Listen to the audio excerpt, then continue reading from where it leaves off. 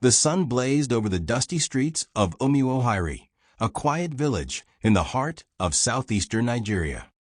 Life in Umuohiri moved slowly, but beneath its calm exterior, secrets thrived like snakes in the grass. Nneka walked briskly through the village square, her wrapper swaying with each step. Her beauty was the type that made heads turn and tongues wag. She was the envy of many women and the secret desire of countless men. But what most people didn't know was that Nneka had a secret far more dangerous than her stunning looks.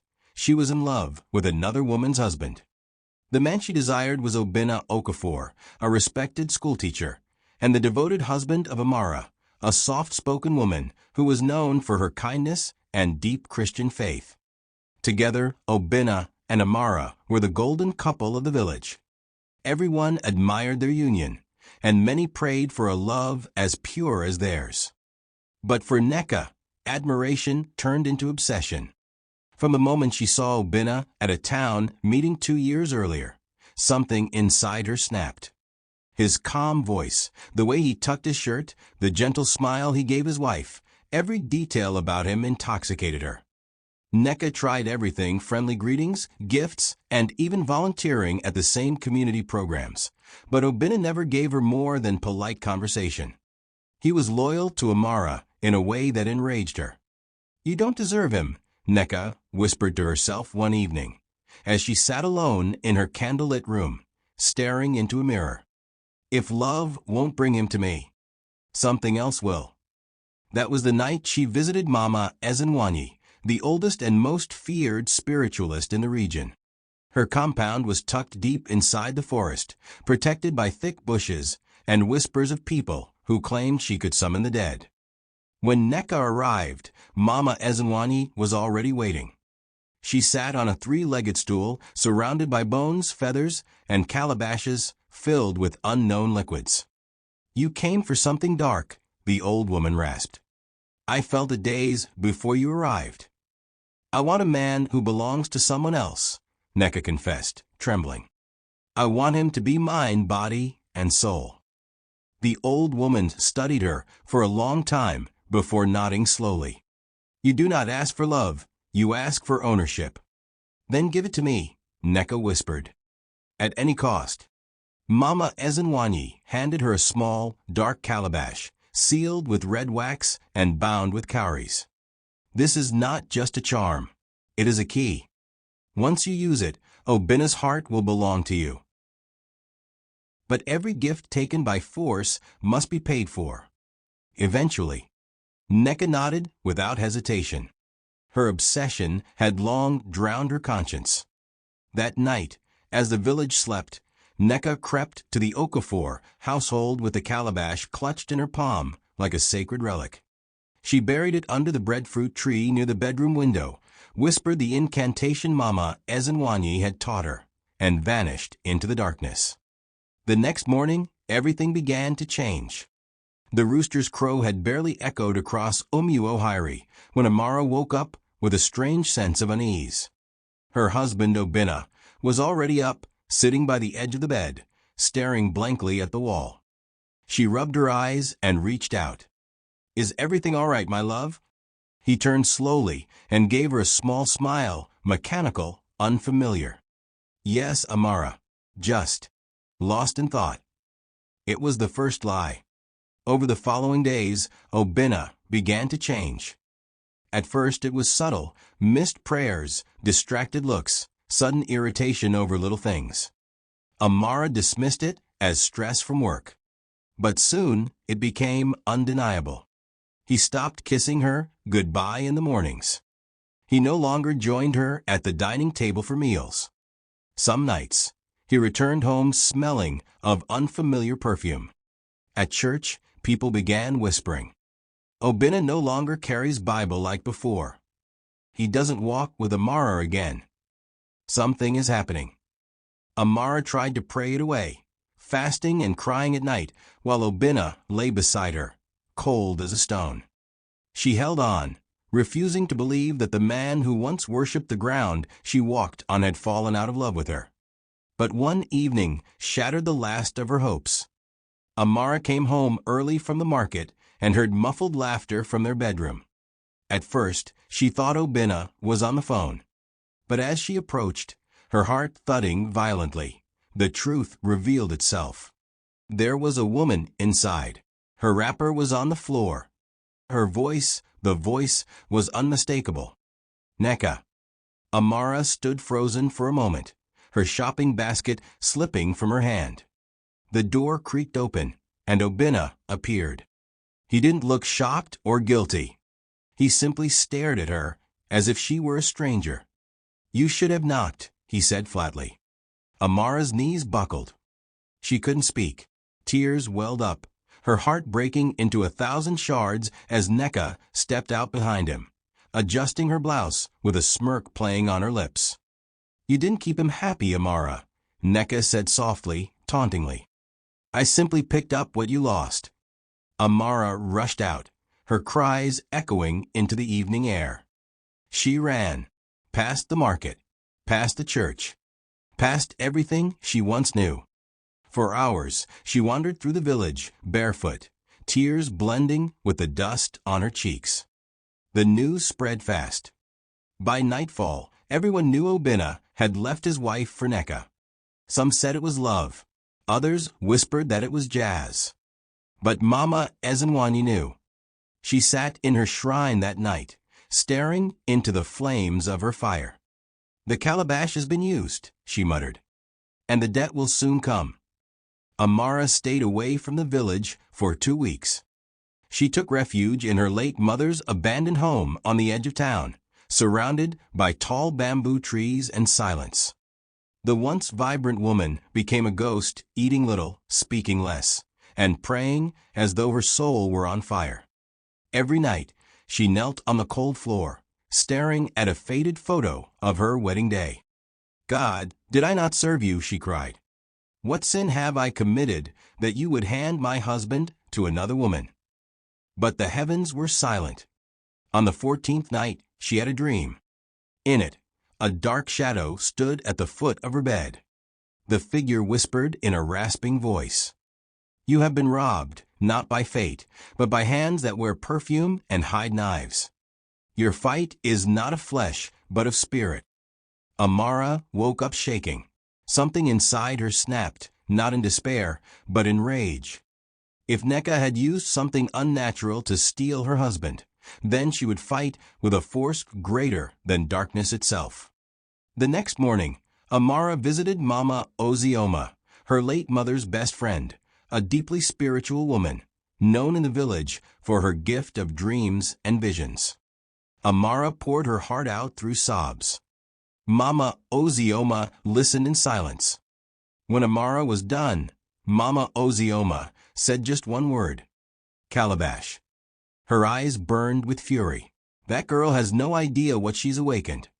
Do you think binding a man's soul to yours will end in love? No, it ends in destruction."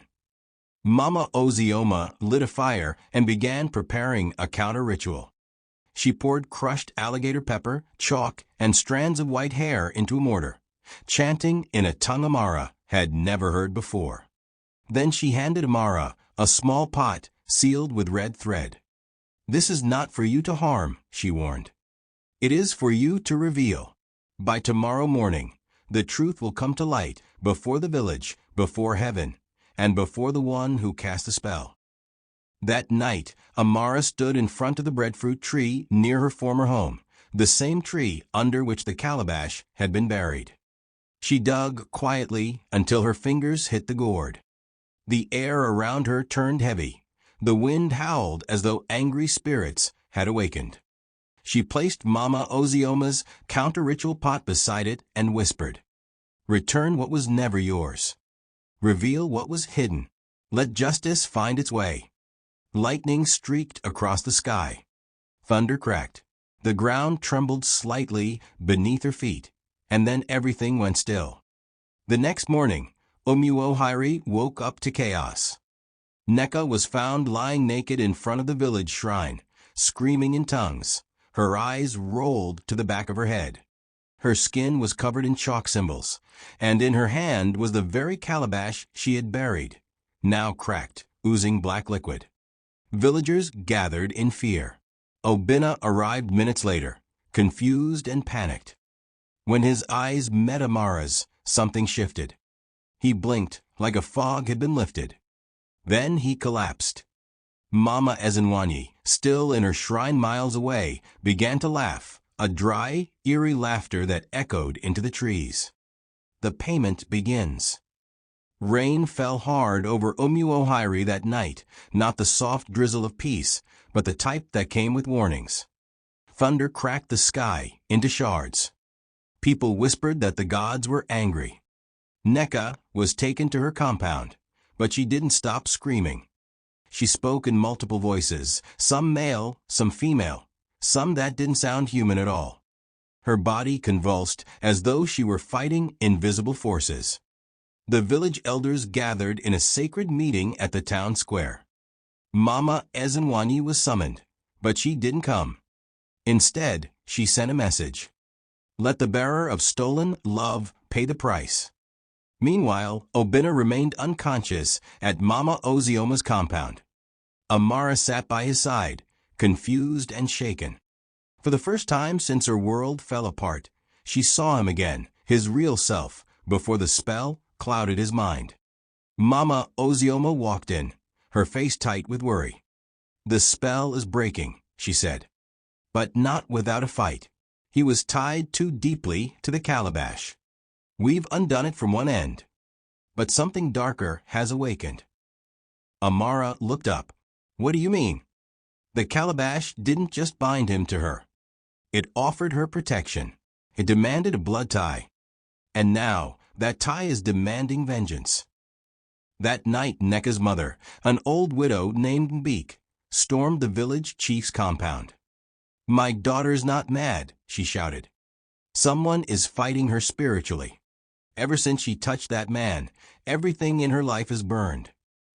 But the chief only sighed. Your daughter played with fire. And now the gods have answered. At midnight, a deafening scream tore through the village. Nneka had vanished. People searched all night, every compound, every forest path, every stream. But Nneka was gone. All they found was the shattered calabash in front of the village shrine, now filled with dried blood and black feathers. Obinna woke at dawn with no memory of the past 3 months. He looked at Amara with confusion. Why are you crying? What happened to us? Amara fell into his arms, sobbing uncontrollably. You left me, but it wasn't you. It was something else, something evil. Obinna held her, stunned and ashamed, as Mama Ozioma stood quietly by the doorway. You must go back to your home, she finally said. But know this, darkness cannot touch you again unless you open the door yourself. That week, Obinna and Amara returned to their home. Villagers watched in silence, some in awe, others with suspicion. Though Amara had won back her husband, everyone knew the war hadn't ended. It had only paused.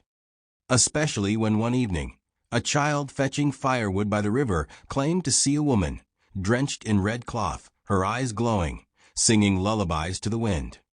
They say the river suddenly rose, then calmed, and in the quiet, the wind whispered a name, Nneka. It had been 2 months since Nneka disappeared, and life in Omuohairi slowly began to settle. The whispers had dulled. The church bells rang louder.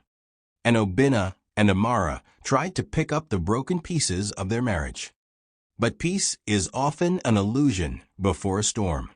It began with small signs. A hen laid a bloody egg behind the Okafor compound. A baby cried nonstop for 3 days and went mute on the 4th. Amara started hearing footsteps outside their bedroom window at night, soft, careful steps that stopped the moment she opened the curtain. One evening, Obinna returned from work to find a red cloth tied tightly to their gate. He yanked it off angrily and tossed it into the bush, but the next morning it was back, this time inside the compound, knotted around the handle of their door. Amara went cold. She's back, she whispered. I can feel it. That night, Amara dreamed again. She stood in a dense forest. The trees bled from their bark, and owls circled overhead. In the center of the forest stood Neka, barefoot and smiling, her hair wet and tangled, her white wrapper soaked in red. "You prayed for truth," Neka whispered, "but you never asked what it would cost." "Go back to the land," she hissed. "Dig deeper." Amara woke with a gasp. The next morning, she told Obinna, "There's something we missed. Something buried beneath the breadfruit tree that Mama Ozioma didn't find." Obinna agreed. Together, they returned to the spot where the calabash had first been buried. Obinna dug while Amara stood watch.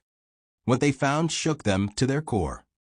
Beneath the earth was not just the calabash remains, but a small clay figurine shaped like Obinna, wrapped in Neka's red scarf and tied with a strand of Amara's hair. "Jesus," Obinna muttered. There was more. A second figurine of a woman, broken in half, with needles stabbed through her stomach. Mama Ozioma, who had followed them silently after sensing a disturbance in her spirit, picked up the two figurines and shook her head. This was not just a love spell. This was bloodcraft.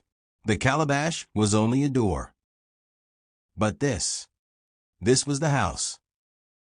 That night, the wind rose again. Children cried. Pregnant goats miscarried. And somewhere deep in the forest, a woman laughed, a laugh that chilled even the insects. Neka had not just used the calabash to steal Obinna, she had made a blood oath. And oaths, once broken, turned to curses. The final sign came 3 days later. Amara's womb began to ache. At first, she thought it was fatigue. But by dawn, she was bleeding. Obinna rushed her to the herbalist, but nothing helped. She fell into unconsciousness, and in her sleep, Neka came again, this time not in a dream, but in a vision. "You took him back," Neka said, crouching beside her. "But now I'll take something too."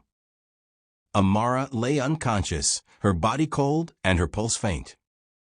Obinna sat beside her, trembling, holding her hand as if it were the only thing anchoring him to life. Mama Ozioma arrived just before dawn, clutching a small pot of burning herbs and a white chicken. Her eyes scanned the room. "She is in a battle between life and death," she said. "And the enemy is not far." Obinna looked up, his voice hoarse. "What do we do?" "We fight the curse with truth. Not just prayers, not just herbs, but a full confession before the gods, before man, and before the dead." At sunrise, Mama Ozioma gathered the elders, the village priest, and a small crowd at the village square.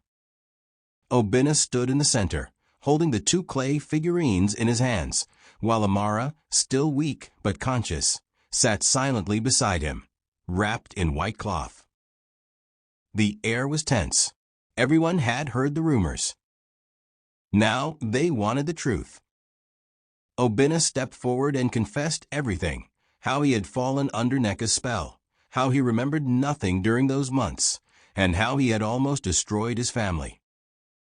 Gasps spread through the crowd, but no one interrupted. Then Mama Ozioma raised the figurines high. These were buried by Neka with blood and deceit. One bound a husband, the other cursed wife. She turned to the shrine. "We return these to the soil, not to hide them, but to break their power forever." With a loud chant, she threw the figurines into a fire lit before the shrine. The flames rose unnaturally high, crackling and snapping as if they were alive. Then came a loud bang, and the fire died instantly. Everyone stood in stunned silence. That night, Amara's bleeding stopped. She woke fully, her body warm again. Her first word was Obinna's name. He rushed to her side, tears flowing freely, and kissed her forehead. "I'm here," he whispered. I'll never leave you again." But just as peace seemed to return, one final event shocked the village. 3 hunters from a neighboring village stumbled upon a body deep in the forest, dressed in white, lying by the riverbank, hands crossed peacefully over her chest. It was Nneka. But she looked nothing like the mad woman who had vanished. Her skin was smooth, her eyes were closed, and her lips curled into a small smile, as though death had brought her peace. Beside her was a broken mirror, soaked in dried blood. Mama Ezenwanyi was the only one who understood what had happened. She fulfilled her debt, she murmured to herself. In life, she tried to steal what was not hers. In death, she returned it. Months passed. The village healed slowly. Amara and Obinna renewed their vows at the village church. Their love, now scarred, was deeper and more real.